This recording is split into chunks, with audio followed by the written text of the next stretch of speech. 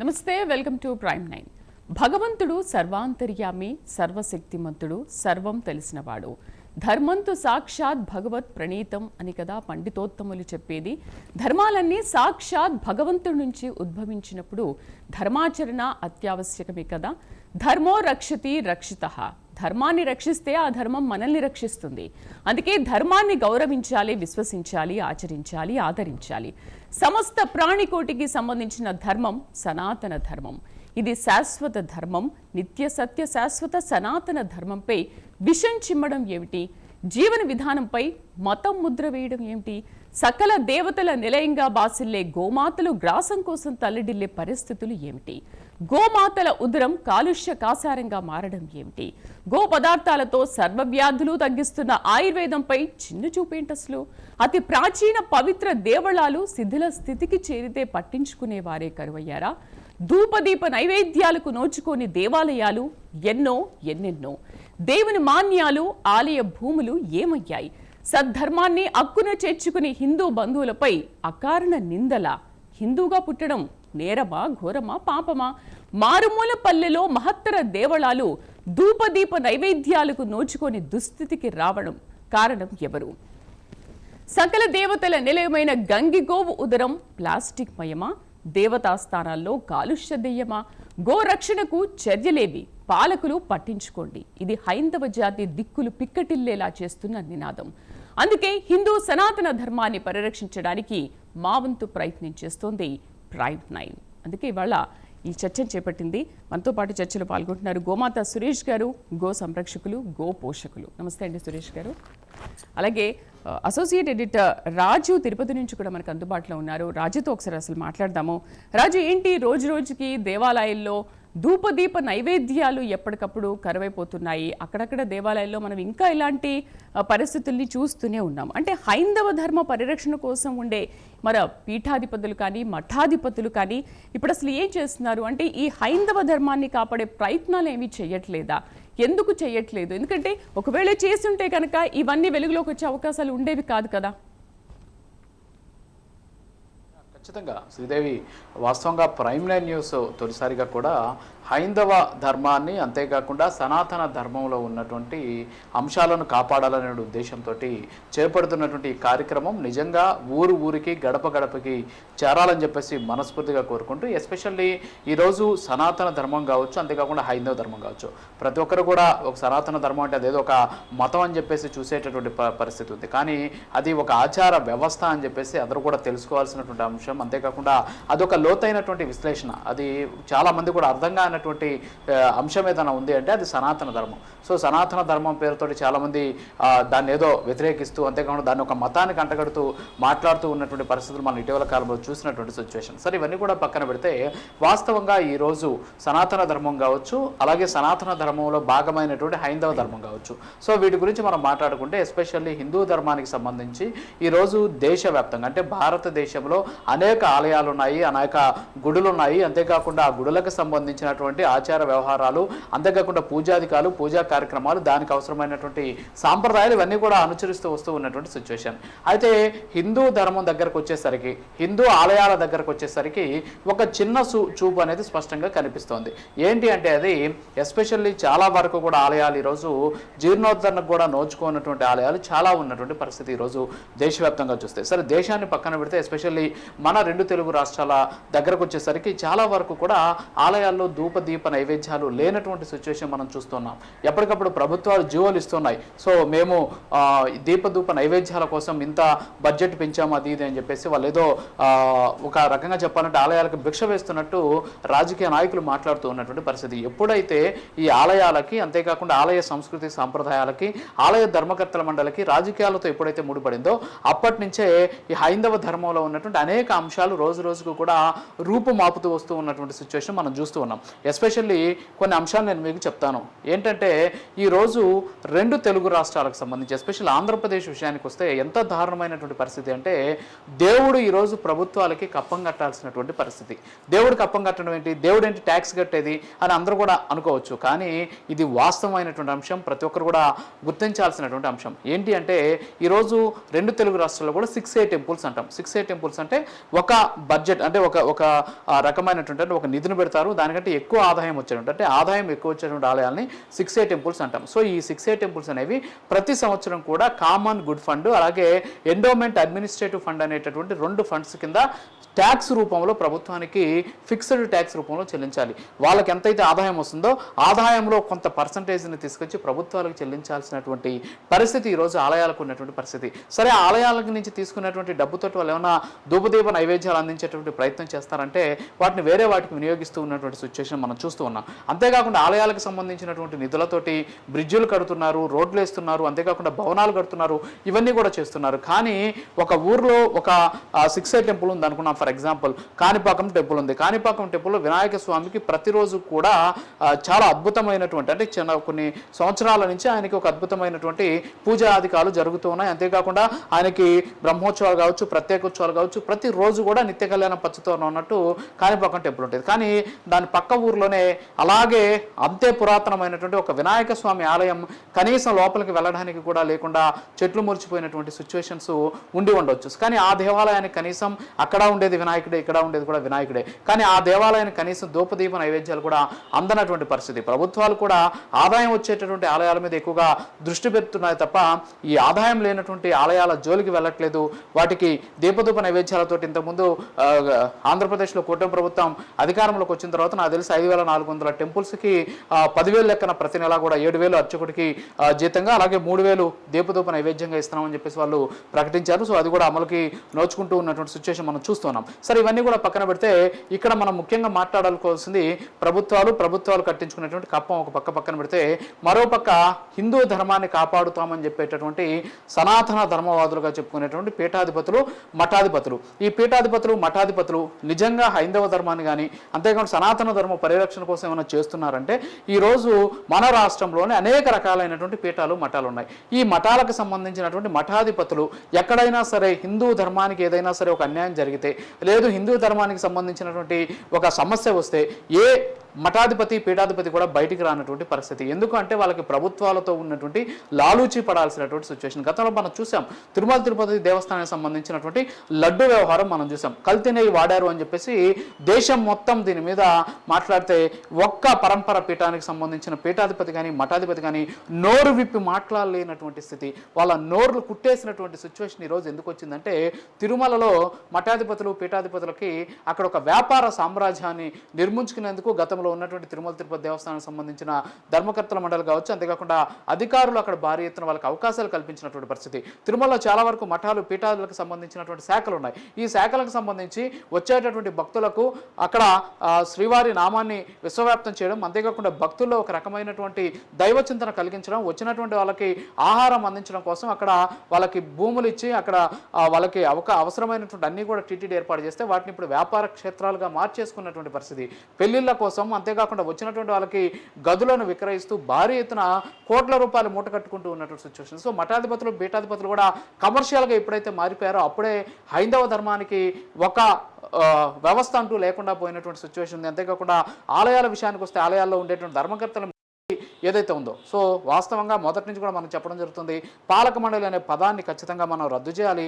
దేవాలయాల్ని పాలించేటటువంటి వాళ్ళు ఎవరూ లేరు, వాళ్ళు కేవలం ధర్మకర్తలు మాత్రమే. సో ఈ ధర్మకర్తల మండలిలో చోటు కల్పించిన సందర్భంలో ఎవరైతే ఉంటారో వాళ్ళందరూ కూడా రాజకీయపరమైనటువంటి నేపథ్యం కలిగినటువంటి వాళ్ళకి అవకాశం ఇవ్వడంతో వాళ్ళు దాన్ని కూడా రాజకీయ క్షేత్రంగా మార్చుతున్నారు తప్ప ఆధ్యాత్మిక క్షేత్రంగా మార్చినటువంటి సిచ్యువేషన్ ఉంది. సో ఖచ్చితంగా ఇప్పటికైనా సరే ప్రైమ్ 9 న్యూస్ తరఫున ఒకటే మనం కోరుకోవడం జరుగుతుంది, ఏ ఊర్లో అయినా సరే శిథిలావస్థకి చేరుకున్నటువంటి ఆలయాలు కావచ్చు, జీర్ణ విఘ్నోద్ధరణకి నోచుకునే ఆలయాలు కావచ్చు, కనీసం దీపధూప నైవేద్యాలు కూడా నోచుకునేటువంటి ఆలయాలు ఉంటాయి. వాటి వివరాలు ప్రైమ్ నైన్ న్యూస్కి అందిస్తే ఖచ్చితంగా వాటిని ప్రభుత్వం దృష్టికి తీసుకెళ్లడమో, లేకపోతే అక్కడ ఉన్నటువంటి గ్రామ పెద్దలో లేకపోతే సమీపంలో ఉన్నటువంటి ఆలయాలకు సంబంధించినటువంటి ధర్మకర్తల మండలితో మాట్లాడి వాటికి అవసరమైనటువంటి దీపధూప నైవేద్యాలను అందించేటటువంటి ప్రయత్నం ప్రైమ్ నైన్ న్యూస్ చేస్తుంది. సో ఇప్పటికైనా సరే హైందవ ధర్మంలో ఉన్నటువంటి ప్రతి ఒక్కరు కూడా ధర్మానికి, అంతేకాకుండా మతానికి, అంతేకాకుండా సాంప్రదాయానికి ఎప్పుడైతే ఇబ్బందులు తలెత్తుతాయో అప్పుడు కూడా మాట్లాడలేకపోతే ఖచ్చితంగా వాళ్ళు ఉన్నా ఒకటే లేకపోయినా ఒకటే అనేటటువంటి వాదన అయితే వ్యక్తమవుతూ ఉన్నటువంటి సిచ్యువేషన్ కనిపిస్తుంది. శ్రీదేవి,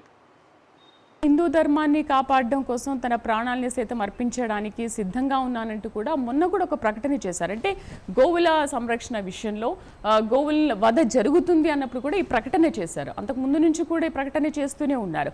బట్ ఆయన సైతం ముందుకు వచ్చినప్పుడు ఎప్పటి నుంచో దేవాలయాల్లో ధూపదీప నైవేద్యాలకు నోచుకుని దేవాలయాలు ఇన్ని ఉన్నప్పుడు ఎందుకు పీఠాధిపతులు కానీ మఠాధిపతులు కానీ దీని మీద ఒక కాన్సన్ట్రేషన్ పెట్టి ఆయనలాగా ఎందుకు ముందుకొచ్చి ఈ పోరాటం కొనసాగించలేకపోతున్నారు?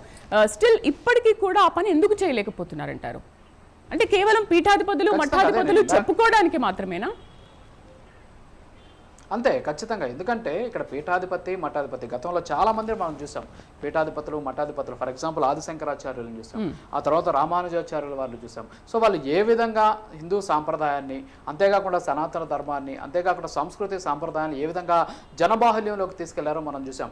కాలి నడకన ఎక్కడ శ్రీరంగం ఉంది, శ్రీరంగం నుంచి తిరుమల ఎక్కడుంది, ఇక్కడికి కాలి నడకన దక్షిణ భారతదేశ యాత్ర అంతా కూడా కాలి నడకన చేసి ప్రజలందరినీ కూడా సంఘటితం చేసి హిందూ ధర్మం పట్ల విశ్వాసం పెంపొందించే విధంగా వాళ్ళంతా కూడా చేసినటువంటి పరిస్థితి. ఈ రోజు మఠాధిపతులు పీఠాధిపతులు చూస్తున్నాం, ఏసీ కారులో తిరుగుతున్నారు. పైకి వాళ్ళు ధరించింది కాషాయం అయినప్పటికీ కూడా ఏసీ కారులో వెళ్తుంటారు.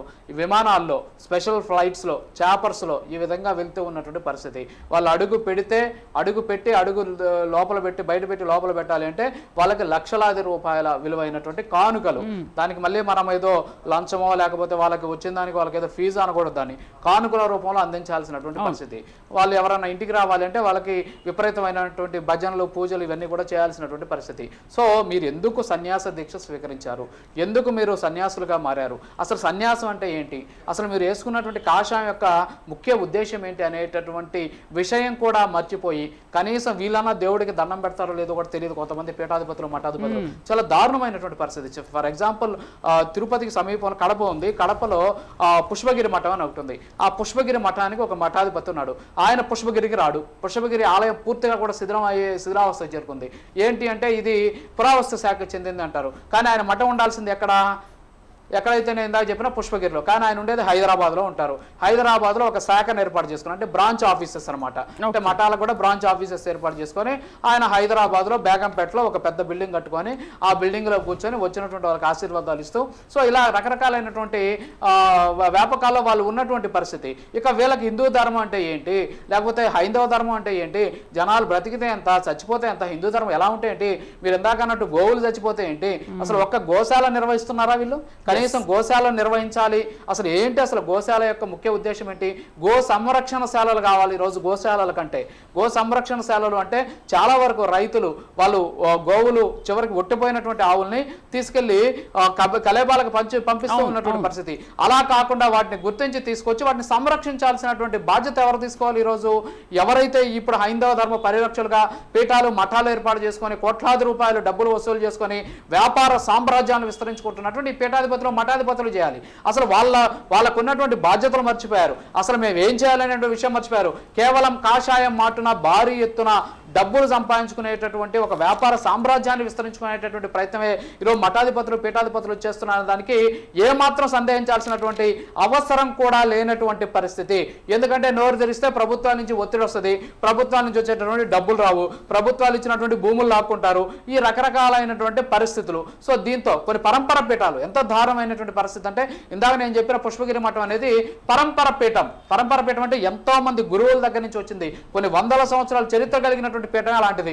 ఇక ప్రైవేటు పీఠాలు చూస్తున్నాం, ఇటీవల విశాఖ పీఠం చూసాం, ఆయన ఏ విధంగా అది పరంపర పీఠం కాదు. సో ఈ విధంగా పీఠాలు మఠాల పేరుతోటి వ్యాపారాన్ని విస్తరించుకుంటున్నారే తప్ప అరే నా హైందవ ధర్మం ఈరోజు ఇబ్బందుల్లో ఉంది, కనీసం దేవుళ్లకు ఇక్కడ ఏదైతే దీపధూప నైవేద్యాలు కూడా లేనటువంటి పరిస్థితి, దేవతా మూర్తులు బూజుతోటి నిండిపోయినటువంటి పరిస్థితి, ముళ్ళ చెట్లతోటి నా ఆలయం జీర్ణోద్ధరణకి నోచుకోక బాధపడుతున్నాం అనేటటువంటి ఒక ఆవేదన కానీ బాధ కానీ ఏ పీఠాధిపతికి మఠాధిపతికి లేనటువంటి పరిస్థితి. మీ ఇంటికి వస్తే నాకేం ఇస్తావు, మా దగ్గరికి వస్తే నువ్వేం తెస్తావు అని చెప్పేసి అడిగే విధంగా ప్రయత్నిస్తున్నారు తప్ప ఏ మఠాధిపతి పీఠాధిపతి కానీ హైందవ ధర్మాన్ని కాపాడాలి, అంతేకాకుండా హిందూ సాంప్రదాయాన్ని ఆలయాల జీర్ణోద్ధరణని పెంపొందించాలి అనే ఉద్దేశంతో ఎవరు కూడా మాట్లాడలేదు. ఎందుకు చిన్న ఎగ్జాంపుల్ నేను చెప్తున్నా, ప్రపంచ ప్రఖ్యాత ఆధ్యాత్మిక క్షేత్రం తిరుమల, మరి తిరుమలకి సంబంధించి లడ్డూలో అదేదో కలిపిందంటే కనీసం ఒక్క పీఠాధిపతి మఠాధిపతి సరే చిన్న చిన్న స్వామీజీలు మాట్లాడారు, చాలా మంది పాపం వాళ్ళు వచ్చారు, వాళ్ళకి డబ్బులు లేకపోయినా ఛార్జీలు లేకపోయినా చందాలు వేసుకొని మరి వచ్చి ఇక్కడ ఆందోళన చేసినటువంటి పరిస్థితులు తిరుపతిలో. కానీ ఒక్క పీఠాధిపతి నోరెత్తి మాట్లాడినటువంటి మాట ఎవరు కూడా చూడనటువంటి పరిస్థితి. మరి అది కూడా మాట్లాడినటువంటి వాళ్ళంతా వీళ్ళంతా పీఠాధిపతులు మఠాధిపతులుగా ఎందుకు చలామణి అవుతున్నారో అర్థం కానటువంటి సిచ్యువేషన్ ఉంది. సో ఏదైనప్పుడు కూడా ఇప్పటికైనా సరే పీఠాధిపతులు మఠాధిపతులు బయటికి రావాలి, హిందూ సాంప్రదాయాన్ని జరుగుతున్నటువంటి దాని మీద. మనకు చూసాం ఒక ఇతర మతస్థుడికి అంటే అన్య మతస్థుడు ఒక ఆయన ఒక పాస్టర్ చనిపోతే మొత్తం వ్యవస్థ అంతా వాళ్ళు వచ్చి న్యాయం జరగాలని చెప్పేసి ఏ విధంగా ఏకతాటిపైకి వచ్చారు. సో అది వాస్తవమా కాదా, లేకపోతే చనిపోయాడా, లేకపోతే ఇవన్నీ కూడా తర్వాత ఇష్యూస్, తర్వాత పోలీసులు తెలుస్తారు. కానీ ఏకతాటిపైకి రావడానికి జరిగినటువంటి ప్రయత్నం అక్కడ జరిగింది, కానీ మన దగ్గర ఎందుకు జరగట్లేదు? సో దీన్ని ఖచ్చితంగా ప్రతి ఒక్కరు కూడా గుర్తించాల్సినటువంటి అవసరం ఉంది. ప్రభుత్వాల పెత్తనం కూడా దీంట్లో తగ్గాల్సినటువంటి అవసరం ఎంతైనా ఉంది. Sridevi. Right Raju, thank you very much, చాలా బాగా విశ్లేషణ అందించారు.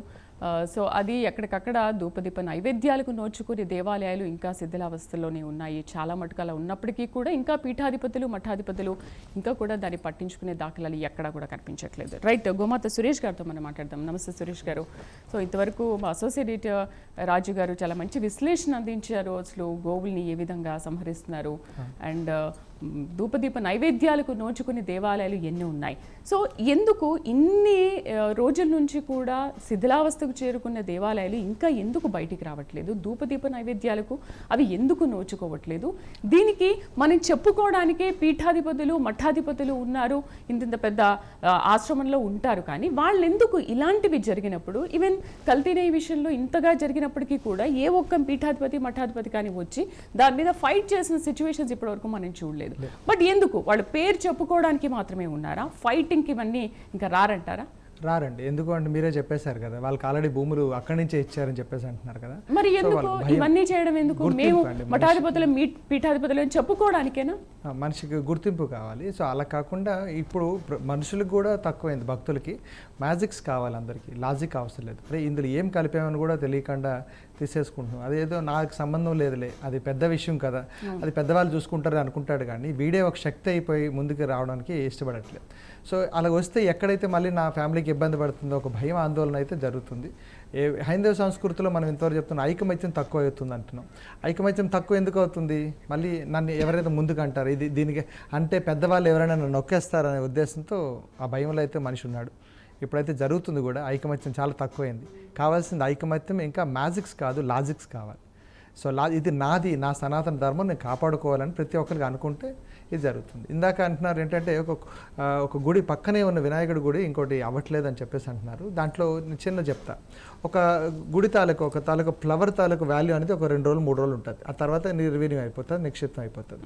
సో అలాంటప్పుడు ఒక గుడి తాలూకు వాల్యూ పెంచాల్సింది ఏంటంటే మళ్ళీ అక్కడ కుంభాభిషేకాలు చేయాలి, అక్కడ కొన్ని విషయాలు ఏవైతే ఉన్నాయో అవన్నీ మళ్ళీ మఠాధిపతులు పీఠాధిపతులు వెళ్ళి మళ్ళీ దాన్ని పునరుద్ధరణ చేసుకునేటట్టు కొన్ని యజ్ఞయాగాలు చేస్తుంటారు.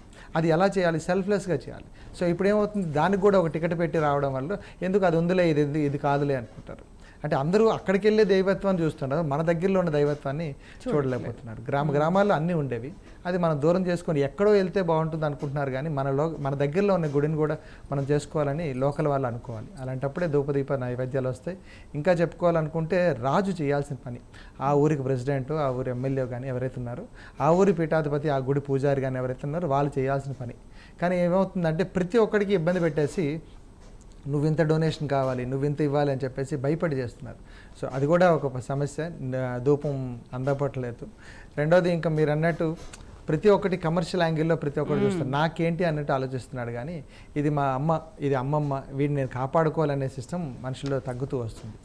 ఎందుకంటే ఆధునిక సంస్కృతిలో భాగంగా వాడు మ్యాజిక్స్ ఇస్తే బాగుంటుంది, వరాలు ఇస్తే బాగుంటుంది, నాకైతే నేను చేస్తానంటాడు. కానీ social element give and take లేదు, టేక్ అండ్ గివ్. నాకు వస్తే నేను చేస్తాను, నాకు అక్కడి నుంచి డబ్బులు వస్తే నేను ఈ గుడికి ఇస్తానంటాడు. కానీ నేను ఇస్తే నాకు వస్తుందని చెప్పి మనుషుల్లో తక్కువ, బాధ్యతగా ముందుకు రావట్లేదు. అది పీఠాధిపతులు వాళ్ళు తీసుకోవాల్సిన బాధ్యత, ఇది నీ ధర్మం అని చెప్పేసి చెప్పాల్సిన బాధ్యత ఇప్పుడు ఉందండి. రైట్. మనతో పాటు డాక్టర్ పి కిషోర్ కుమార్ గారు, సనాతన ధర్మ రక్షకులు, అలాగే శ్రీ శ్రీ శంకర్ స్వామీజీ గారు, తెలంగాణ సాధు పరిషత్ అధ్యక్షులు కూడా జాయిన్ అయ్యారు. నమస్తే కిషోర్ గారు. కిషోర్ గారు, మనం చెప్పుకోవడానికి కానీ, చేయడానికి కానీ, దాన్ని నిర్వర్తించడానికి కానీ ఆ బాధ్యత, హక్కు మనకు లేదా? ఎందుకు ఆ బాధ్యతను పీఠాధిపతులు, మఠాధిపతులు, ఇంకెవరైనా సరే అసలు అంటే ఇది జరుగుతుంది తప్పు, దీన్ని మనం ఒక బాధ్యతగా తీసుకుందాము, హక్కుగా నెరవేరుద్దాము అనే విషయాన్ని వాళ్ళు సెల్ఫ్గా తీసుకొని ఎందుకు ముందుకు వెళ్ళలేకపోతున్నారు, ఎందుకు చేయలేకపోతున్నారు?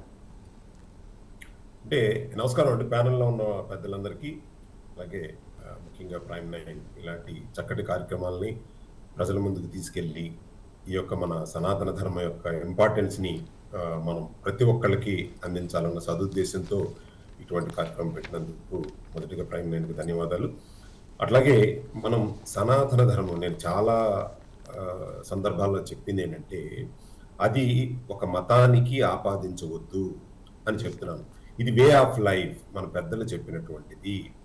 సో ఈ వే ఆఫ్ లైఫ్ అనేటటువంటి దానిలో మీరు మతాన్ని ఎందుకు ఆపాదిస్తున్నారు అంటే, ఒక ఇంట్లో ఉన్నటువంటి వ్యక్తి, ఒక బాధ్యత గల తండ్రి, పిల్లలు, భార్య అందరూ ఉంటారు.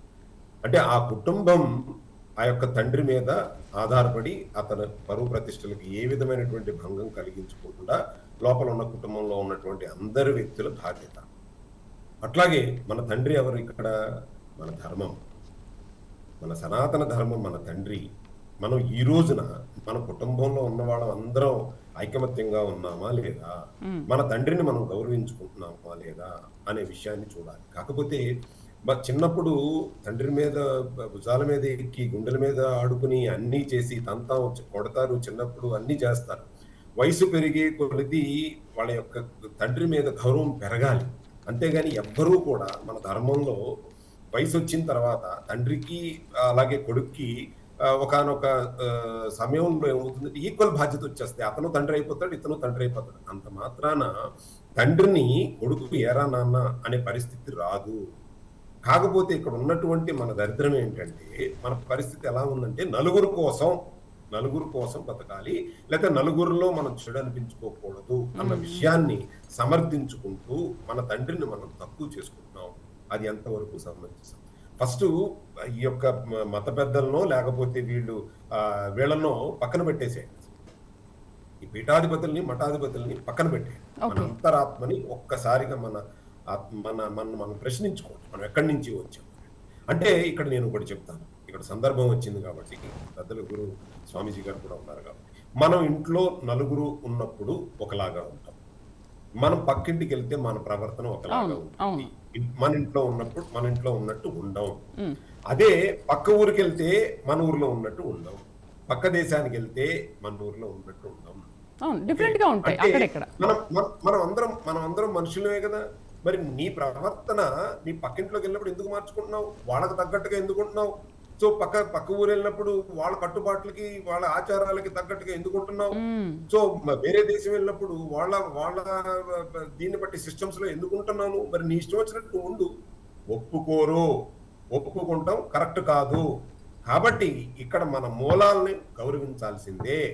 కుటుంబ గౌరవాన్ని నలుగురు ఉన్నామంటే నలుగురు దానికి బాధ్యత తీసుకోవాల్సిందే. సో ఈ బాధ్యత అనేటటువంటిది ఇవాళ మనకు ఏమైపోయింది? కరువైపోయింది. తప్పులేదు, అందరం కలిసి ఉందాం, అందరం చేద్దాం. కాకపోతే అక్కడికి వెళ్ళినప్పుడు నువ్వు వాళ్ళకి తగ్గట్టుగా పనిచేస్తున్నావు కదా, వాళ్ళకి తగ్గట్టుగా ఉంటున్నావు కదా, మరి ఇక్కడ ఎందుకు ఉండవు నువ్వు? ఇది మాది, సనాతన ధర్మం అనేటటువంటిది మాది, ఈ భూమి మాది అని వాదించేటటువంటి ఇదేమి తప్పుడు వాదం కాదు. మన మూలాలని తెలుసుకోండి, తెలుసుకున్న తర్వాత ఇది ఎవరిది అనేది అర్థమవుతుంది. అయిపోయింది. మనం కొన్ని వేల సంవత్సరాలు మనం వాళ్ళకు బానిసలుగా బతుకుతూ పోరాడుతూ వచ్చాం. కాకపోతే జయం మందే. బానిసలుగా ఉండొచ్చు, ఓకే, బానిసలుగా బతుకుండొచ్చు, తిరుగుబాట్లు చెయ్యుండొచ్చు. ఆ తిరుగుబాట్లు ఒక్కరోజే మనం తిరుగుబాటుతో మనం సాధించకపోవచ్చు, అణిగిమణిగి ఉండొచ్చు. కాకపోతే ఇది ఎవరిది అనేది క్వశ్చన్ ప్రతి ఒక్కళ్ళు వేసుకోవాల్సింది. అవతల వాళ్ళ అవనివ్వండి, మనం అవనివ్వండి, గౌరవించుకోండి. ఇది వాళ్ళది, వాళ్ళ సిద్ధాంతాలను గౌరవిద్దాం. తప్పే ఉంది, ఉండండి, ఉండొద్దని అనట్లేదు కదా, ఎవరిని ఎక్కడికి వెళ్ళిపోమని అనట్లేదు, ఉండొద్దని అనట్లేదు. సెక్యులరిజంకి మేమేమి ఎగనిస్ట్ కాదు. కాకపోతే బాబు, మా ఇంట్లో మా పెద్దలు, మా తండ్రిని మీరందరూ గౌరవించాలి. మీరందరూ పిల్లలైతే తండ్రిని గౌరవించండి అంటాను. తండ్రిని గౌరవించడం అనటం తప్పు కాదు కదండి. తండ్రిని గౌరవించరా మీరు? ఆ ఇంట్లో ఉంటూ ఆ కుటుంబ వ్యవహారాల్లో మీరు కూడా బాధ్యులై ఉంటూ తండ్రిని గౌరవించకుండా ఏలెత్తి చూపించేటటువంటి పరిస్థితి వచ్చింది అని అంటే ఎవరిది తప్పు? సరే, ఎవరో ఒకళ్ళు ఇదిగా ఉంటారు, మరి నలుగురు ఐకమత్యంగా ఉండాలి కదా. ఐకమత్యంగా లేకపోతే వచ్చేటువంటి అంటే కొంతమంది పీఠాధిపతులు, మఠాధిపతులు రాజకీయాలకి తొత్తులుగా ఉంటారు. వాళ్ళకి బాధ్యత లేదు. మనకి మనం సిటిజన్గా, మనం హిందూగా పుట్టినప్పుడు మన దీన్ని కాపాడుకోవాలనేటువంటి బాధ్యత మనకు లేదా? అందరం ఒకటే కాదని అనట్లేదు. కాకపోతే దయచేసి మమ్మల్ని తక్కువగా చేయొద్దు. మేము నమ్మిన సిద్ధాంతాలను తప్పు అని అనొద్దు అని చెప్తున్నాను. అంటే ఇందాక గోమాత సురేష్ గారు కూడా ఉన్నప్పుడు ఆ సందర్భం ఉంది కాబట్టి చెప్తున్నాను. గోమాతను రక్షించుకోవాల్సిన బాధ్యత ఎప్పుడు ఉందంటే, మనం ఒకవేళ గోమాతను గౌరవించటం లేదు అని అంటే మీరు గాంధీ గారిని గౌరవించొద్దు, మనకు అర్హత లేదు. ఎందుకని చెప్తున్నాను? గాంధీ గారు మన వేదాలను గౌరవించినట్టే, గాంధీ గారిని గౌరవించినట్టే. సో మన జాతిపితను గౌరవించరా మీరు?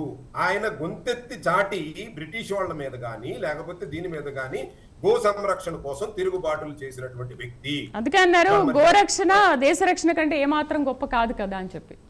అంటే దేశాన్ని పక్కన పెట్టండి తల్లి, మనం కన్న తల్లి కంటే గొప్పది గోమాత అని గాంధీ గారు స్వయంగా చెప్పారు.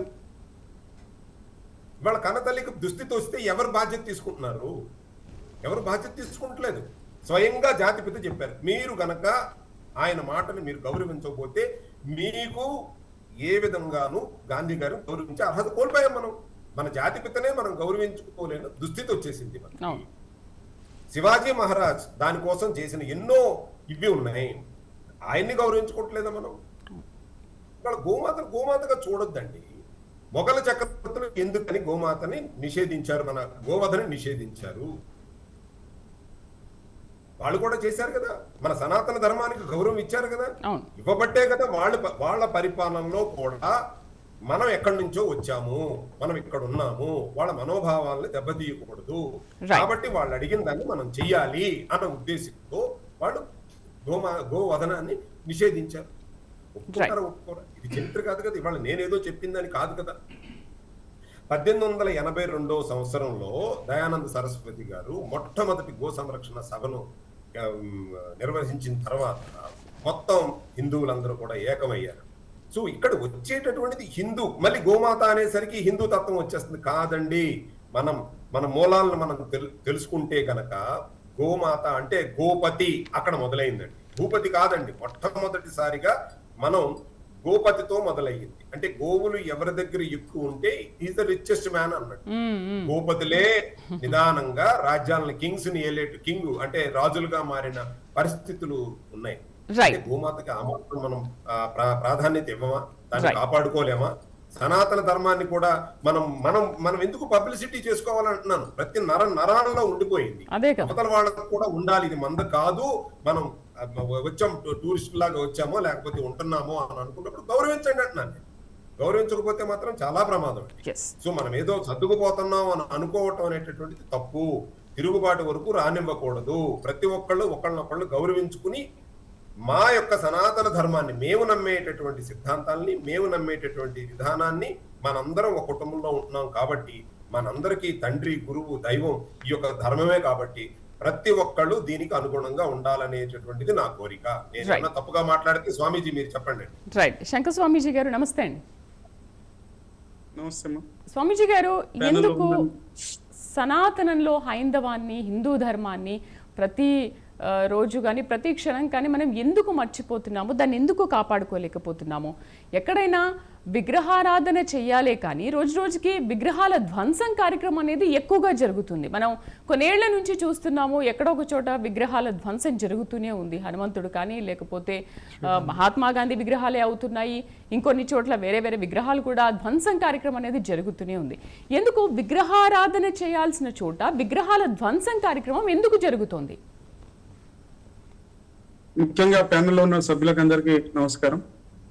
ఒక విషయం తెలుపదలుచుకున్నాను. ఇంతకుముందు రాజు గారు కానీ, కొంతమంది సురేష్ గారు కానీ, మఠాది అన్న కిషోర్ అన్న గారు కానీ, మఠాధిపతులు పీఠాధిపతులు ఎక్కువ తరలి రావడం లేదు అని అంటున్నారు. నిజం చెప్పాలంటే వాళ్ళు అందరూ ఈ 100లో ఒక 1% ఎవరైనా అట్లా ఉంటుండొచ్చు, కానీ మిగతా 99% స్వామీజీలు కానీ, మఠాధిపతులు కానీ, పీఠాధిపతులు కానీ ఖచ్చితంగా ధర్మ పరిరక్షణ కోసమే కృషి చేస్తుంటారు. ముఖ్యంగా రాజుగారు అన్నారు తిరుపతి లడ్డు విషయంలో కొంతమంది స్వామీజీలు వచ్చారని. చాలా మటుకు, ఎందుకంటే విషయం తక్కువ సమయంలో అక్కడికైనా 350 మంది స్వామీజీలు అక్కడికి మఠాధిపతులు కానీ, చిన్న చిన్న పీఠాధిపతులు కానీ రావడం జరిగింది. అక్కడ మన ప్రైమ్ 9 లైవ్ షో కూడా ఉండే అంత పెద్ద కార్యక్రమం నిర్వహించడం జరిగింది. నిజంగా మేము 800-900 కిలోమీటర్లు ప్రయాణం చేసి రావడం జరిగింది అక్కడ తిరుపతి లడ్డు ఇష్యూ అప్పుడు. అంటే వారి వారి స్థాయిలో వారు ఖచ్చితంగా సనాతన ధర్మ పరిరక్షణ కోసం మఠాధిపతులు పీఠాధిపతులు ప్రయత్నం చేస్తూనే ఉంటారు, కానీ వారు బయటికి వెలుగులోకి రాలేకపోతుంటారు. ఎందుకంటే పేరు పెద్దగా ఉన్న వాళ్ళకి మీడియా ఉంటది, అవన్నీ ఉంటాయి కాబట్టి వాళ్ళు చేస్తున్నారా చేయట్లేదా బయటికి వస్తుంటది. కానీ చిన్న చిన్న స్వామీజీలు, ముఖ్యంగా మాలాంటి, ఇప్పుడు మొన్న 500 కిలోమీటర్ల మేర రథయాత్ర చేయడం జరిగింది. అది ఎక్కడ మీడియాలో రాలేదు. సుమారు 400 దళిత కుటుంబాలలో ఇంట్లోకి వెళ్ళి ఛాయ, పాలు, టిఫిన్లు చేయడం, అట్లాంటి కార్యక్రమాలు చేయడం జరిగింది. మొన్న 1వ తారీఖు నాడు అయిపోయింది. అంటే వారి స్థాయిలో వారు ధర్మ పరిరక్షణ కోసం వారంతా కృషి చేస్తున్నారు. కొంతమంది పైన రాజకీయ నాయకుల ప్రభావం ఉంటది, కానీ అందరిపైన ఉండదు. కొంతమంది రాజకీయ నాయకుల పైన ఎందుకంటే ఇబ్బంది పడుతుంటారు. ముఖ్యంగా నాలాంటి వాళ్ళకు కూడా ఎంతో ఇబ్బందికరమైనటువంటి పరిస్థితులు కూడా ఎదుర్కొంటున్నాం ఇప్పుడు రాజకీయాల వల్ల. ఎందుకంటే వారన్నిటిపైన ఏంటి ఇప్పుడు ఇబ్బంది పెడుతున్నారు కదా అని చెప్పి మన సనాతనంలో హైందవాన్ని, హిందూ ధర్మాన్ని మనం తొక్కి పెట్టేస్తామా? అంటే ఇప్పుడు వాళ్ళు మనని ఇబ్బంది పెడుతున్నారు, మనం ఇంకా మాట్లాడొద్దు దాని గురించి, మనకెందుకులని వదిలేద్దామా? దాని గురించి ఫైట్ చేద్దామా? అసలు వదిలే ప్రసక్తి లేదు. రాజకీయ నాయకులను కూడా సనాతన ధర్మాన్ని పాటించే విధంగానే కృషి చేస్తున్నాం. వారిని కూడా హెచ్చరించే స్థాయికి మేము వచ్చాము తప్పిస్తే వారికి భయపడేదే లేదనేటువంటి నిర్ణయాన్ని మేము తీసుకున్నాం. ముఖ్యంగా ఇంతకుముందు అంటున్నారమ్మా దేవాలయాల ధ్వంసం అవన్నీ. ముఖ్యంగా సనాతన ధర్మం ఆచరించే వాళ్ళు ఎక్కువైపోయారు, ధర్మం పట్ల అవగాహన పెరిగింది, పూజాధికారులు చేస్తున్నారు. కానీ ఇదంతా పడని కొంతమంది ద్వేషించేవారు, ముఖ్యంగా ఇందులో కూడా మతాల మధ్య చిచ్చు పెట్టాలనేటువంటి కొంతమంది దుర్మార్గులు ఎవరికి తెలియకుండా దేవాలయాలను ధ్వంసం చేసి మతాల మధ్య చిచ్చు పెడుతున్నారు. ముఖ్యంగా టార్గెట్ హిందువులను రెచ్చగొట్టాలి, హిందువులను ఇబ్బంది పెట్టాలని ముఖ్యంగా దేవాలయాల పైన దాడులు చేయడం, అక్కడ రామాలయం పైన గాని, కోదండ రామాలయంలో గాని, ఇక్కడ హైదరాబాద్ లో అమ్మవారి దేవస్థానాల పైన దాడులు గాని, ముఖ్యంగా ఇవి రాజకీయ ప్రేరేపితమైనటువంటి చర్యలే. సనాతన ధర్మాలను పాటించే వాళ్ళని ఇబ్బంది పెట్టాలనేటువంటి ఒక దురుద్దేశంతోనే దేవాలయాల పైన దాడులు జరుగుతున్నాయి.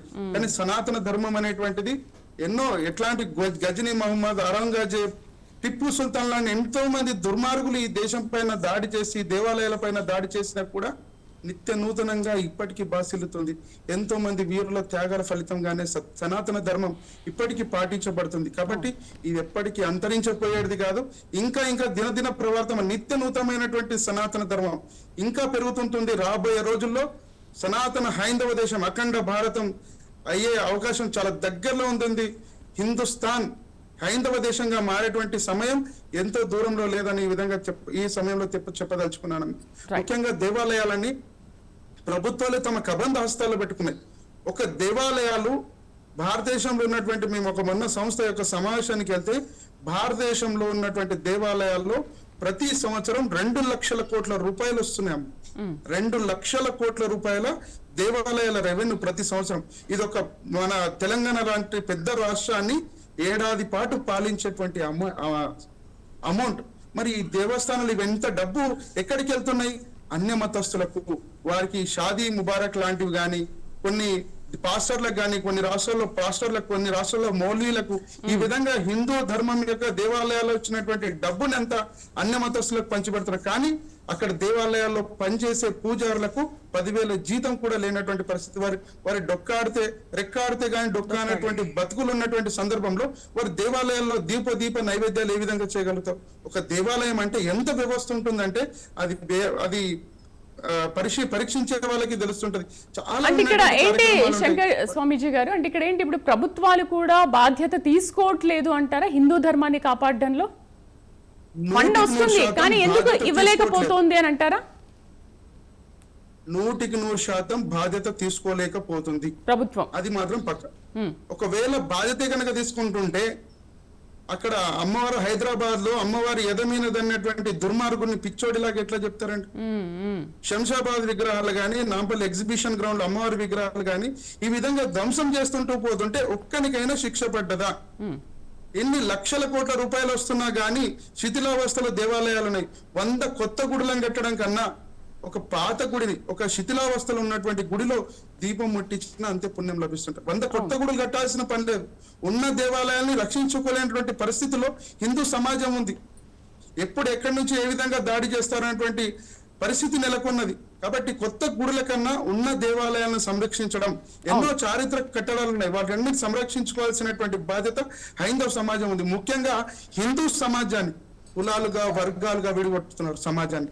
అట్లా కులాలుగా వర్గాలుగా విడిపోవడం వల్లనే హిందూ సమాజం దుర్భరమైనటువంటి పరిస్థితిని ఎదుర్కొంటుంది. నేను వెళ్ళినప్పుడు వట్పల్లి మండలం, మేదక్ జిల్లా వట్పల్లి మండలంలో ఒక గ్రామంలో ఒక దళిత సామాజిక వర్గానికి చెందిన మహిళ ఇంటికి మేము వెళ్ళినప్పుడు, ఇది మొన్న జరిగినటువంటి సంఘటన, పోతే ఆమె పాదాల మీద పడి ఏడుస్తుంది. స్వామీజీ అని ఏడుస్తుంది. అమ్మ ఎందుకు ఏడుస్తున్నావు అంటే, స్వామీజీ మాలాంటి దళితుల ఇండ్లకి స్వామీజీలు వస్తారా అని ఆమె బాధపడి ఏడుస్తుంది. మా ఇంటికి ఎవ్వరు పెద్దవాళ్ళు రాలేరు, ఎలాంటి ఆధ్యాత్మికవాదులు రాలేరు ఇప్పటి వరకు, మీరు మా ఇంటికి వచ్చారు సంతోషం అనేటువంటి కన్నీటి గాథను ఆమె వ్యక్తీకరించింది. ఒక గ్రామంలో దేవాలయాల్లోకి ప్రవేశం చేయనిస్తలేరు.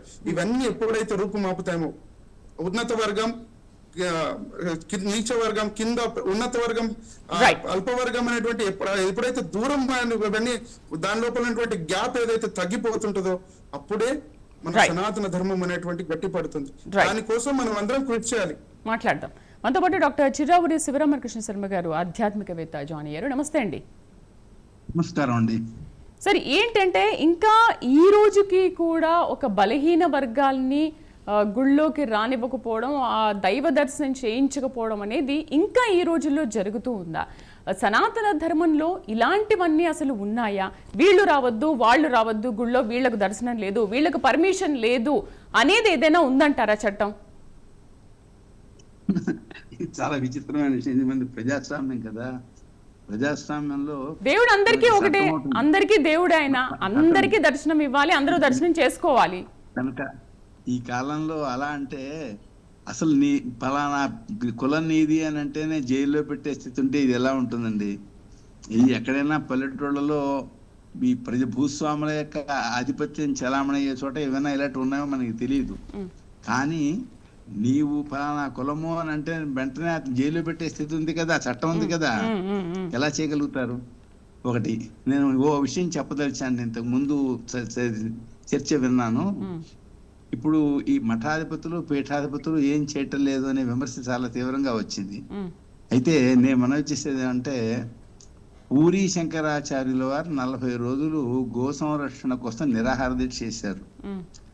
ఎవ్వరూ కలగజేసుకోలేదు సరికదా, ప్రభుత్వం ఆయన్ని అరెస్ట్ చేసింది, ఆయన్ని గృహ నిర్బంధంలో పెట్టింది, జైలు పెట్టింది. పూరీ శంకరాచార్యుల వారు పెద్ద పీఠాధిపతి ఆయన. అంటే శంకరాచార్య పీఠాల్లో ఒక పీఠం ఆయన.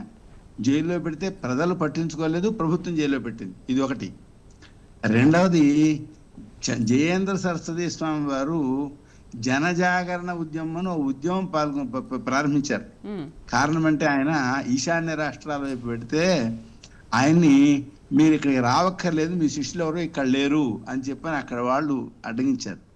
ఆయన ఒకరినే కాదు, ఇందిరాగాంధీని కూడా అడ్డగించారు. ఆవిడ అక్కడికి వెళ్ళాలి అంటే ఆవిడకి go back, Indians go back అంటూ పెద్ద పెద్ద బ్యానర్లు కట్టారు. అక్కడ అలా సాగింది. అప్పుడు ఆ స్థితిలో ఈయన ఏం చేశారు, జనంలో జాగరణం తేవాలని జనజాగరణోద్యమం ప్రారంభించారు. ప్రారంభించినందువలన ఆయన్ని జైల్లో పెట్టారు. ఎవరు కలగ చేస్తున్నారు? ఎవరు ఏం కలగ చేసుకోలేదు. హ్మ్. కనుక ప్రజల్లో ఇది ప్రజాస్వామ్యం. ప్రజల్లో ఒక హెచ్చరిక, ఒక జాగృతి వస్తే తప్ప ప్రభుత్వం పట్టించుకోదు. ఎవరిలో రావాలి? పట్టించుకోకపోతే ఎవరిలో రావాలి శివరామకృష్ణ శర్మ గారు? ఈ మెళకు అనేది ఎవరిలో రావాలంటారు? అటు ప్రభుత్వంలో రావాలా, ప్రజల్లో రావాలా, పీఠాధిపతుల్లో రావాలా? దానికి ఎవరు ఓ పీఠాధిపతి కళ్ళ చూసిన ఆయన జైల్లో పెడితే ఆయన ఏం చేస్తారు? మా గురువులు జైల్లో పెట్టడానికి వీల్లేదు అని వెనకాల జనం వెళ్ళాలి. ఎవరు వెళ్ళారు? ఎవరు వెళ్ళలేదు. కనుక వాళ్ళు ఏం చేయగలుగుతారు? ఒక వ్యక్తిగా చేయగలిగింది ఏంటి? కనుక జనంలో ముందర జాగృతి రావాలి. నేను సనాతన మతం అన్నారు కానీ నేను మాట చెప్తాను. మన భారతదేశ చరిత్రలో వేదాలంటే అనాగరికులైన ఆర్యులు ప్రకృతి శక్తులను చూసి భయపడి చేసినటువంటి ప్రార్థనలు అని పరిచయం రాస్తున్నారు పాఠ్యవాచకాల్లో. ఎప్పటి నుంచి ఇది? ఇంగ్లీష్ వాళ్ళు ఈ పాఠాలు రాశారు, ఇప్పటికీ అవే పాఠం చెప్తున్నారు వేదాల గురించి. మన సంస్కృతికి వేదాలు గొప్పమని మన మూలం అని అంటాం. ఆ వేదాల గురించి అపపరిచయం చేస్తుంటే ఒక్కళ్ళు మాట్లాడుతున్నారా? లేదే. మరి వేదాలకే దిక్కు లేకపోతే మిగిలిన వాటికి ఏంటి? ఇంతే కాదు, మనం ఇప్పుడు దేవాలయాల గురించి అంటున్నాం. మన పాఠ్యవాచకాల్లో ఏమని బోధిస్తున్నారు? క్రీస్తు పూర్వం 4వ శతాబ్దంలో హిందూ మతం పుట్టింది అని చెప్తున్నారు. క్రీస్తు పూర్వం 4వ శతాబ్దంలో హిందూ మతం పుట్టి ఏమైంది? దేవాలయాలు అబద్ధం. దేవాలయాలు 1వ శతాబ్దంలో బయలుదేరని వీళ్ళు రాస్తున్నారు పాఠ్యవాచకాల్లో. నేను దేవాలయ వాస్తు యూనివర్సిటీలో పాఠం చెప్పినప్పుడు ఇదే విషయం చెప్పాను. దేవాలయ పాఠం చెప్పాల్సి హిందూ దేవాలయాలు 1వ శతాబ్దంలో పుట్టాయని అక్కడ రాశారు వాళ్ళు. ఇంకో 1వ శతాబ్దంలో బయలుదేరితే తిరుపతి అబద్ధం, కాశీ అబద్ధం, శ్రీశైలం అబద్ధం. ఇలా మన సంస్కృతికి సంబంధించి వ్యతిరేకమైన పాఠాలు మన పిల్లలకి బోధిస్తుంటే ఎవరైనా మాట్లాడుతున్నారా? లేదు. చెప్తే వినేవాళ్ళు ఎంతమంది? ఇప్పుడు నేను మీకు విషయం చెప్తాను. వాళ్ళు ఇంగ్లీష్ వాళ్ళు మోసం చేస్తూ మన చరిత్ర కల్పించారు. వాళ్ళు చేసిన మోసాలు మీ ఎదుట పెడతాను. ఎవరైనా ఈ విషయంలో ఉద్యమం చేస్తారా? ఎవరు ముందుకు వస్తారా చెప్పండి. మొట్టమొదటిది క్రీస్తు పూర్వం 4వ శతాబ్దంలో పుట్టింది అని ఎవరు రాశాడు? మార్క్స్ ముల్లర్ రాశాడు. ఎలా రాశాడు? క్రీస్తు పూర్వం 4వ శతాబ్దంలో చంద్రగుప్తుడు అని ఒక మంత్రి ఉన్నాడు. ఆయనకి ముందర 48 తరాల వెనక మౌర్య చంద్రగుప్తుడు అనే మహారాజు ఉన్నాడు. ఆ మౌర్య చంద్రగుప్తుడిని ఏకం చేసి 48 తరాలు పక్కకి తీసి భారతదేశ చరిత్రలో అంధయుగం ఉంది, అప్పుడు ఏం జరిగిందో ఎవడు పాలించాడో తెలియదు అని వీళ్ళు పాఠాలు చెప్తున్నారు. వాళ్ళు కల్పించారు, వీళ్ళు పాఠాలు చెప్తున్నారు. మరి క్రీస్తు పూర్వం 4వ శతాబ్దికి పూర్వమే లేకపోతే రామాయణం అబద్ధం, భారతం అబద్ధం, రాముడు అబద్ధం, కృష్ణుడు అబద్ధం. దానికి అనుగుణంగానే గత శతాబ్దిలో చివర యూపీఏ ప్రభుత్వం సుప్రీంకోర్టుకి రాముడు లేడు అని అఫిడవిట్ ఇచ్చింది. ఒక్కళ్ళు మాట్లాడారా? ఎవరు మాట్లాడలేదు. మన పిల్లలకు అబద్ధాలు చెప్తుంటే వాళ్ళు ఏం చేస్తారు? ఏం చేయలేదు. మరి చరిత్ర మార్చండి అని అడిగేవాళ్ళు ఎవరు? ఒక మార్క్స్ ముల్లర్ చేసిన ఒక తప్పు చెప్పాను, ఇది ఒకటే కాదు, ఇంకో అబద్ధం చెప్తాను. కోల్బ్రూక్ అనేటువంటి వాడు జర్మేనియన్ శాసనాలు దొరికాయి అతనికి. లూయిస్ అనేటువంటి ఒక అతనికి శాసనాలు దొరికితే కోల్బ్రూక్ అనే చరిత్రకారులకు ఇచ్చాడు. అతను ఏం చేశాడు? ఆ శాసనాన్ని చివరి విరిచేశాడు. సోమదినే అని ఉంటే దాన్ని మార్చి సౌమ్యదినే అని మార్చాడు. అక్కడ భరణి నక్షత్రం ఉంటే అశ్విని నక్షత్రాన్ని మార్చాడు. మార్చి ఏం చేశాడు? ఓ సిద్ధాంతికి పంపించాడు, ఇది కుదురుతుందా అన్నాడు. వారమును తిథి మారిస్తే అది ఎలా కుదురుతుంది చెప్పండి? వారం నక్షత్రం మారిస్తే కుదురుతాయా? కుదరలేదండి. ఇవి తప్పుడు శాసనాలను పక్క పడేశాడు. వాడు ఆంగ్లేయుడు కనుక పక్కన పడేశాడు. ఇప్పటికీ పక్కనే పడి ఉన్నాయి. ఆ శాసనం యువతలకు వస్తే 5000 సంవత్సరాల కనుక జన్మేజయుడు ఉంటాడు. జన్మేజయుడు శాసనం ఉంది. జన్మేజయుడు ఉంటే ఆయన తండ్రి ఉంటాడు, ఆయన తాతలు ఉంటారు, పాండవులు ఉంటారు, భారతం ఉంటుంది. అంతా నిజమవుతుంది. లేదే మూల పడేశారు. ఇప్పటికెలా మూల పడేసి ఎట్ట పెట్టారు? ఈ మోసం ఈ చరిత్రలో జరిగింది. ఇప్పుడు అదే పాఠాలు చెప్తున్నారు. కనుక మన హిందూ సమాజంలో ఏం జరిగిపోయినా పట్టించుకునే వాళ్ళు లేరు. చెప్పినా పట్టించుకునే పరిస్థితి లేదు. ఇలా జరిగింది అంటే ఇప్పుడు ఇది పెద్ద మోసం కదా, మొత్తం దేశ చరిత్రకు సంబంధించిన పెద్ద మోసం. ఇప్పుడు హిందూ దేవాలయాలు కల్పితాలు అన్నప్పుడు దాన్ని మూసేస్తే ఏమవుతుంది, పూజ మానేస్తే ఏమవుతుంది అనే ధోరణి ఉంటుంది. అక్కడ గౌరవం ఎక్కడ ఉంటుంది? ఇప్పుడు గో సంరక్షణ గురించి మనం బాధపడుతున్నాం. వాడు అంటున్నాడు, తమిళనాడులో ఒకడు ఏమంటున్నాడు, గోవు కూడా ఓ జంతువే, మిగిలిన జంతువు తినేప్పుడు గోవుని చంపితే తప్పేమిటి అంటున్నాడు. తప్పేమిటి అంటే సమాధానం ఎవరు చెప్తారు? ఎప్పుడు మన సంస్కృతి నిజమై మనం దాని యొక్క తత్వాన్ని గౌరవించినట్లయితే రఘుమహారాజునే మహావీరుడు పుట్టాడు గోవుకి సేవ చేయడం వల్ల. ఈ విధంగా మన చరిత్రలో ఉండేటువంటి విషయాలను గ్రహిస్తే గోవు పట్ల గౌరవం పెరుగుతుంది. మరి చరిత్రలో ఉండే విషయాలను గ్రహించటం లేదు, చరిత్రను పక్కకి పడేసాం. మన గ్రంథాలు ప్రమాణం కావు, మన మతం ప్రమాణం కాదు, మిగిలిన మతాలు మాత్రం ప్రమాణం. ఈ పరిస్థితి వస్తే ఎలాగా? కనుక మనకు హెచ్చరిక కావాలి, మనకు పరిస్థితి తెలుసుకోవాలి, చెప్తే కనీసం అర్థం చేసుకోవాలి. ఆ పరిస్థితి లేనప్పుడు ఏం చేసినా ఏం మాట్లాడలేని స్థితి. చెప్పినా ఏం చేయలేని పరిస్థితి ఏర్పడుతుంది. రైట్, మనతో పాటు రామ్శెట్టి జ్యోత్స్నా తేజ గారు డాక్టర్ లైన్ లో ఉన్నారు. నమస్తే అండి జ్యోత్స్నా గారు. నమస్తే అండి. జ్యోత్స్నా గారు, భగవంతుడు సర్వాంతర్యామి, సర్వశక్తిమంతుడు, సర్వం తెలిసినవాడు. అలాంటి భగవంతుని గోశాలల పైన కానీ భగవంతుని పైన కానీ ఎందుకు మన సనాతనంలో ఉన్న హైందవాన్ని, హిందూ ధర్మాన్ని పరిరక్షించుకోలేకపోతున్నాము? ఇతర మతస్థులు వాళ్ళ ధర్మాన్ని, వాళ్ళ ఆచారాన్ని, సంస్కృతిని, వాళ్ళ మతాన్ని అంతగా కాపాడుకుంటున్నప్పుడు మనం ఎందుకు దాంట్లో వెనకబడిపోతున్నాము? అందరికీ కూడా నమస్కారం అండి. హిందూ ధర్మం సనాతనం అంటే ఏంటంటే మన ఆరోగ్యాన్ని పరిరక్షించుకోవడం కోసం ఎన్నో మార్గాలు విధానాలు ఇవన్నీ చెప్పడమే. మన ఆరోగ్యాన్ని మనం కాపాడుకోవడమే సనాతనం. అయితే అన్య కులాలు, అన్య మతాలు వీటన్నిటి విషయం పక్కన పెడితే మన హైందవంలో మనం ఒక ఇంట్లోకి గృహప్రవేశం చేసేటప్పుడు సకల దేవతలు కూడా గోవులో ఉన్నాయనే ఉద్దేశంతోటే అందరి దేవుళ్ళని కూడా మన ఇంట్లోకి ప్రథమంగా ఆహ్వానించుకుంటూ ఉంటాం. ఇది పెద్దలు పిల్లలకి గోవు గురించి ఒక ఇంపార్టెన్స్ ని, గోవు యొక్క ప్రయారిటీని చెప్పడం అనేది చాలా పూర్వం నుంచి కూడా వస్తుంది. ఈ రోజున చూస్తే గోవు అందుబాటు లేని, గోవు రాలేని ప్రదేశాల్లో కూడా ఇంకా ఎంతో మంది మన ధర్మాన్ని పాటిస్తూ గృహప్రవేశాలు చేసేటప్పుడు గోవు బొమ్మని తీసుకొని వచ్చి పెడతారు. అట్లీస్ట్ అదన్నా మనం తీసుకొని వెళ్ళినట్లయితే కొంతన్నా సరే మనం మన సాంప్రదాయాన్ని కాపాడుకోవాలలాగా అన్నమాట. అసలు గోవుకి ఆ ఇంపార్టెన్స్ అంతా కూడా ఎందుకుంది? మిగతా అందరూ కూడా గోవుని చంపి తినాలి అని అనుకుంటున్నారు. గోవు ఒక్క జంతువు మాత్రమే తన బాడీ నుంచి వచ్చే ఎక్స్క్రీషన్స్ అంటే యూరిన్ గాని, డంగ్, పేడ, ఇవన్నీ కూడా ఎంతో మెడిసినల్ వాల్యూస్ ఉన్నాయి. ఆ మెడిసినల్ వాల్యూస్ తెచ్చుకోవడం కోసం చంపి తినాల్సిన అవసరం లేదు. ఎందుకనంటే ఇప్పుడు అందరూ కూడా బీఫ్, గ్రాస్ ఫెడ్ చేసిన బీఫ్ తింటే ఆరోగ్యానికి చాలా మంచిది, చాలా రకాల హెల్త్ బెనిఫిట్స్ అన్నీ ఉంటాయి అంటున్నారు. కానీ ఒక్క హిందూ ధర్మంలో మాత్రమే యూరిన్ ని గనక, అంటే గోవు యొక్క యూరిన్ ని గనక మనం తాగినట్లయితే, లేకపోతే ఇంట్లో చల్లుకోవడం, పుణ్యకార్యాలన్నిట్లో కూడా గోవు యూరిన్ ని ఇంట్లో చల్లుకోవడం. అండ్ పాత రోజుల్లో చూస్తే గోవు పేడని ఇంట్లోకి వచ్చేటప్పుడు బయట ఎటువంటి రోగము, ఎటువంటి నెగిటివ్ ఎనర్జీ పీపుల్ అయినా సరే దాన్ని దాటుకొని రావాలి, ఇంటి ముందు అలికేవాళ్ళు పేడతోటి. ఒకప్పుడు ఇంటి విధానం కూడా ఈ బండలు ఇవన్నీ లేనప్పుడు కూడా మొత్తం అంతా గోవు పేడతోటి అలకడం జరిగింది. సో ఇవన్నీ కూడా చెప్పేది ఏంటి అని అంటే, గోవు యొక్క మాంసం తినడం ద్వారా, అంటే దాన్ని కట్ చేయకుండా కూడా మనం హెల్త్ బెనిఫిట్స్ ని తీసుకోవచ్చు అని చెప్పకనే మన హిందూ ధర్మంలో మనం పాటించే విధానాలన్నీ కూడా చెప్తున్నాయి. అయినప్పటికీ జ్యోత్స్నా గారు, ఇంకా గోవధ జరుగుతూనే ఉంది. ఇంత చెప్పినప్పటికీ కూడా గోవధ జరుగుతూనే ఉంది కదా, మరి దాన్ని ఎలా ఆపాలి, ఎలా సంరక్షించాలి వాటిని?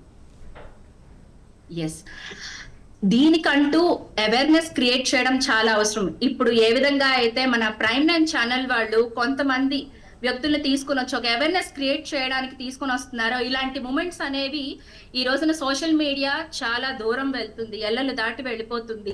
సో మనకి తెలిసిన విషయాన్ని, మన పెద్దలు చేసిన విషయాన్ని మనం ఇంకొకరికి చెప్పడం ద్వారా మాత్రమే వీటన్నిటిని కూడా మనం ముందుకు తీసుకువెళ్ళడానికి అవకాశం ఉంటుందండి. ఎందుకనంటే ఈ రోజున క్యాన్సర్ ట్రీట్మెంట్స్ తీసుకుంటే కీమోథెరపీ ఎఫెక్ట్ ని తగ్గించాలన్న బాడీ మీద గోవు మూత్రం చాలా అవసరం. మీకు తెలుసుంటే గోరోజనం అనే ఒక మాటని వాడుతూ ఉండేవాళ్ళు. గోరోజనం ఎక్కువైంది అని సరదాగా కూడా చెప్తూ ఉంటారు. గోరోజనం అంటే ఏంటి? అది మన గోవులో తన పసరు తిత్తిలో, అంటే గాల్ బ్లాడర్ లో ఉండే రాళ్లని గోరోజనం అంటారు. అవి గాత్రం శుద్ధి అవ్వడానికి, బిడ్డ పుట్టిన తర్వాత వాళ్ళ హెల్త్ బాగుండడానికి అమ్మ పాలలో కలిపి ఇచ్చేవాళ్ళు. ఇవన్నీ ఈ రోజున ఎంత మందికి తెలుస్తున్నాయి? అవును, నిజమే. చాలా చక్కగా చెప్పారు ఆ విషయం గురించి. రైట్, ఒకసారి సురేష్ గారు కూడా గో సంరక్షణ అని అంటున్నారు, కానీ గో సంరక్షణ ఇది కాదు, అది కుదరదు అని అంటున్నారు. ఎందుకు కాదనుకుంటున్నారు? మీరేంటి మాకు ప్రాక్టికల్గా ఏమైనా తీసుకొచ్చారు చూపించడానికి? అవును, గో సంరక్షణ ఎందుకు కాదు అంటే, ఇప్పుడు మీరు తింటున్న ఏదైతే ఆహార పదార్థం అది నాది, వద్దు, తినకూడదు అంటే మీకు వచ్చేది కోపం. రెండోది, మీరు నా మీద అధికారం చెలాయించాలంటే నేను ఎక్కడైతే వీక్నెస్ పాయింట్స్ ఉంటానో దాన్ని మీరు నొక్కుకుంటే ఆటోమేటిక్గా మీరు అధికారం చెలాయిస్తారని మీకు ఒక ఆత్మ సంతృప్తి జరుగుతూ ఉంటుంది. ఇట్లా మనిషి ఏంటి అవుతుందంటే ఇక్కడ ఉండే పరిస్థితుల్లో ఆవు అనేది ఏంటంటే ఒక ఆహారం అనేది ఒక మతం అనుకుంటుందేమో, ఒక మనిషి అనుకుంటున్నాడేమో, అంటే ఒక ఆహారం అంటే గోవు మాంసం తినే ఒక మతం ఒక మనిషి అనుకుంటున్నాడేమో, కానీ అది కాదు. నిజంగా అమ్మగారు అన్నట్టు ఏంటంటే ఫస్ట్ ఆఫ్ ఆల్ మీరు ఇప్పుడు తినకూడదు, ప్లగ్లో వేలు పెడితే షాక్ తగులుతుంది అనేది అమ్మ భయపెడుతుంది కదా, ఇందులో అమ్మ చెప్పినట్టు కూడా చెప్తాను. చాలా జంతువులు ఉన్నాయి మనకి, కానీ ఏదైతే విషం తినేసి అది ఆరోగ్యంగా ఉంటుంది, హరించుకునే సిస్టమ్ ఉంటుంది. అంటే విష్ణుమూర్తి ఎప్పుడైతే తన మీద కోపంగా చూసినాడు, అయినా ఆవు చనిపోలేదు, అక్కడ ఏం రంగు మారిపోయింది. తెల్లగా ఉన్న గోవు మీద ఎప్పుడైతే దృష్టి సారిస్తాడో అది కపిల వర్ణంలో మారింది. అంటే ఆవుకి ఎటువంటి విషయం ఇచ్చినా అది ఎటువంటి హరించుకునే సిస్టమ్ ఉంటుంది. బాబు మనుషులారా మీరు అర్థం చేసుకుంటారా, తినేవి ఎటువంటి ఆహార పదార్థం తింటున్నారా? సో ఆవు ఏం చేస్తుంది, మనం విషం పెట్టినా అది హరించుకొని తన చర్మం లోపల పెట్టుకుంటుంది. పాలల్లో ఎటువంటి అందించుకోదు, పేడలో ఎటువంటి అంటించుకోదు, అమ్మ చెప్పినప్పుడు ఆ మూత్రంలో అంటించుకోదు. నువ్వు మాంసం తింటే మాత్రం నీకు అంటుకుంటుందిరా అంటారు. నువ్వు మాంసం తినకూడదు అని చెప్పేసి దేవుని అది గోమాతగా పూజించారు. అంటే ఏదైతే విగ్రహంలో చాలా ఎక్కువ నిక్షిప్తం ఉన్నప్పుడు ముట్టుకోకూడదు అంటారు. ఎందుకు? అందులో శక్తి ఉంది కాబట్టి. ఇందులో కూడా ఏమవుతుంది, నువ్వు మాంసం తింటే నువ్వు చచ్చిపోతావరా అని చెప్పేసి ఒక సైన్స్ ప్రకారంగా చెప్పారు. ఈ రోజుల్లో ఆవుని కాపాడాలి అనుకుంటే ఫస్ట్ ఆఫ్ ఆల్ ప్రతి ఒక్కరు మీరు బాధ్యతగా తీసుకోవాలి. ఎవరైతే గోశాల నిర్వహిస్తున్నారో, ఎవరైతే మఠాధిపతుల దగ్గర ఎవరైతే ఆవులు వాళ్ళకు తెలియాల్సిన విషయాలు ఏంటంటే వాళ్ళ నిత్యావసర వస్తువుల్లో కొన్ని గోపేడ, మంచినా చెడ్డైనా ఆవు పిడకలు కాల్చాలి.